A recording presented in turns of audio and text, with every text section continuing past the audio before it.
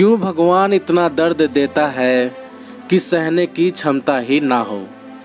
कुछ दिन पहले मैं अपने बेटे का हाथ पकड़े उसकी जिद को पूरा करने के लिए बाजार की तरफ जा रही थी। उसे खिलौनों से बहुत प्यार है, जैसा कि आमतौर पर सभी बच्चों को होता है। उसे कुछ नए खिलौने चाहिए थे, जिसके लिए उसने परेशान कर दिया था। उसी परेशानी को दूर करने मैं अपने बेटे के साथ पास के मार्केट में गई, जहां खिलौने की एक बहुत बड़ी और सुंदर दुकान है। उसे उसकी पसंद के खिलौने दिलाए और वापस आने लगी। थोड़ा आगे बढ़ी थी कि किसी की आवाज़ आई, दीदी यह फूल देखो कितने सुंदर हैं, इन्हें ले लो। मैंने देखा फूल सच में सुंदर थे। रंग बिरंगे ट्यूलिप बड़े ही सुंदर और आकर्षक लग रहे थे, और ट्यूलिप तो मुझे फूलों में सबसे ज़्यादा प्रिय है, इसलिए शायद कुछ ज़्यादा ही मन को भा गए। मैंने कहा, हाँ सुंदर तो बहुत है, लेकिन मुझे नकली फूल पसंद नहीं। उसने कहा, दीदी मेरे पास और भी है, एक बार देख लीजिए ना, मैंने खुद बनाए हैं। कई तरह के फूल हैं, प्लीज़ दीदी एक बार देख लीजिए। मेरे पास छोटे छोटे खिलौने भी हैं। उसके बार बार कहने पर मैं उसकी दुकान पर चली गई, जो कि उसने सड़क किनारे बोरियां बिछाकर लगाई थी। जैसे ही मैं उसकी दुकान पर पहुंची, एक बूढ़ी औरत उस दुकान पर बैठी थी। मुझे देखते ही एक छोटा सा प्लास्टिक का स्टूल मुझे दिया और बोली, आइए बेटा जी बैठिए, क्या दिखाऊं आपको। मैंने कहा, मैं तो यह सुंदर फूल ही देखने आई हूँ। मैं लेना तो नहीं चाहती थी, लेकिन बार बार इनके कहने पर देखने चली आई। जो महिला पास में खड़ी थी और मुझे दुकान पर ले गई थी, उसी की तरफ मैंने इशारा करते हुए कहा। बूढ़ी औरत ने कहा, क्या करे बेटा जी, बिना बार बार कहे कोई आता ही नहीं। लोगों के लिए तो यह एक सस्ती बेकार सी चीज़ है। मैंने कहा, नहीं आप ऐसा क्यों बोल रही हैं, यह फूल सच में बहुत सुंदर है, लेकिन मुझे बनावटी फूल पसंद नहीं, इसलिए मैंने इनकी तरफ ध्यान नहीं दिया। पर आप लोगों की कपड़ों से फूल बनाने की कला बड़ी सुंदर है।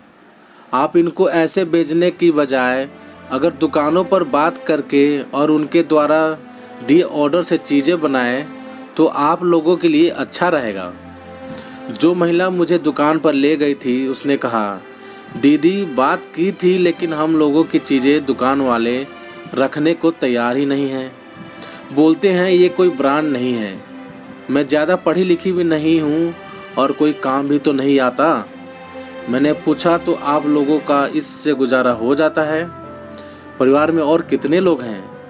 जी दीदी, मेरी सासू माँ है और मेरे 3 बच्चे हैं। सबसे बड़ी बेटी कुछ सिलाई का काम जानती है।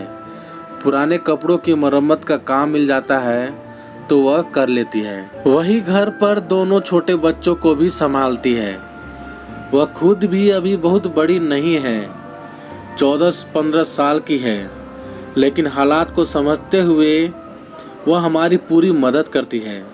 महिला ने जवाब दिया, तो आप लोग बच्चों को स्कूल क्यों नहीं भेजते?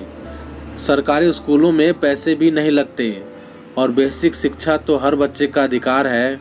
मैंने कहा, हाँ दीदी भेजना तो चाहते हैं, लेकिन क्या करें, 2 वक्त की रोटी की व्यवस्था नहीं हो पाती है सबके लिए। महिला ने जवाब दिया। मैंने कहा, अब स्कूलों में भोजन की भी व्यवस्था है। कम से कम मध्याह्न भोजन बच्चों को स्कूल में इसलिए दिया जाता है कि बच्चों की बेसिक शिक्षा को पूरा किया जा सके। सरकार की तरफ से बच्चों को किताबें और स्कूल की ड्रेस भी दी जाती है, तो बच्चों को उनकी शिक्षा से मत रोको, उन्हें स्कूल भेजो। शिक्षा के बिना तुम अपना भविष्य कैसे सुधारोगी? और अम्मा तुम क्यों नहीं समझाती? तुम्हारा बेटा कहाँ है, क्या करता है? मैंने उस बूढ़ी औरत की तरफ देखते हुए कहा। मेरे सवाल को सुनते ही वह बूढ़ी औरत रोने लगी। मैंने कहा, अम्मा मुझसे कोई गलती हो गई क्या? उस महिला ने कहा, नहीं दीदी, वैसे तो माँ रोज़ ही अपने बेटे को याद करके रोती हैं, लेकिन यह सवाल जब भी कोई पूछता है तो माँ का दुख कुछ ज़्यादा ही बढ़ जाता है, क्योंकि माँ का बेटा यानी मेरे पति अब इस दुनिया में नहीं रहे। अम्मा मुझे माफ़ कर दो, मुझे पता नहीं था। मत रो अम्मा, किस्मत को हम बदल नहीं सकते। और क्या कहूँ, मैंने उस बूढ़ी औरत को शांत कराने की कोशिश की। नहीं दीदी, मेरे पति कहते थे कि हम अपनी किस्मत को अपनी मेहनत से बदल सकते हैं, और शायद कुछ दिनों के लिए हमारी किस्मत बदली भी। हम लोग एक गांव से आए हैं। गांव में पहले हमारा घर, खेती सब था, लेकिन किसानों की हालत तो आप जानती ही हो। यदि भगवान की कृपा हुई तो फसल अच्छी, नहीं तो खाने को भी दाना नहीं। मेरे पति का पढ़ने लिखने में बहुत मन लगता था और वह मेहनती भी थे। मेरे ससुर जी ने बेटे की पढ़ाई के प्रति लगन देखकर कभी पीछे नहीं हटे। उसके लिए अपनी ज़मीन गिरवी रख दी कि बेटा पढ़ लिख जाएगा, अपने पैरों पर खड़ा हो जाएगा तो ज़मीन भी छुड़ा लेंगे। उनकी पढ़ाई पूरी हुई तो काम की तलाश करने लगे। शहर में छोटी सी नौकरी भी लगी थी। तनख्वाह कम थी, लेकिन हमेशा आगे बढ़ने के बारे में सोचते रहते थे। कभी निराश नहीं होते और ना हम लोगों को होने देते। अपनी मेहनत से उन्हें एक जगह बहुत अच्छी नौकरी फिर से मिली दीदी। पुरानी नौकरी को छोड़कर वह नई नौकरी करने जा रहे थे। उस दिन हमारी बात भी हुई थी। माँ और बाबूजी ने उनसे कहा, बेटा नई नौकरी में लग गए तो जल्दी छुट्टी नहीं मिलेगी। एक बार घर आ जाओ, फिर नई नौकरी पर चले जाना। और वह मान भी गए। बात होने के 2 दिन बाद वह घर आने के लिए निकले थे कि रास्ते में बस का एक्सीडेंट हो गया। उस बस में सवार सभी लोग मारे गए। उसमें मेरे पति भी थे। इतना बोलते बोलते उसका गला भर गया और वह कुछ आगे बोल ही नहीं पाई। थोड़ी देर तो मुझे भी ऐसा लगा जैसे सब कुछ रुक गया हो। चारों तरफ एक ऐसा मौन सा छा गया कि गाड़ियों की आवाज़ भी सुनाई नहीं दे रही थी। तभी मेरे बेटे की आवाज़ ने मुझे वर्तमान में लौटाया। उसने घर जाने की जिद की तो मैंने उसे वहाँ रखे खिलौने दिखाकर बहलाया। मैंने महिला से पूछा, आपके ससुर कहाँ हैं इस समय? महिला ने कहा, दीदी वह एक्सीडेंट तो हमारे बुरे समय की शुरुआत थी। इस हादसे के बाद बाबूजी ने खाट पकड़ ली।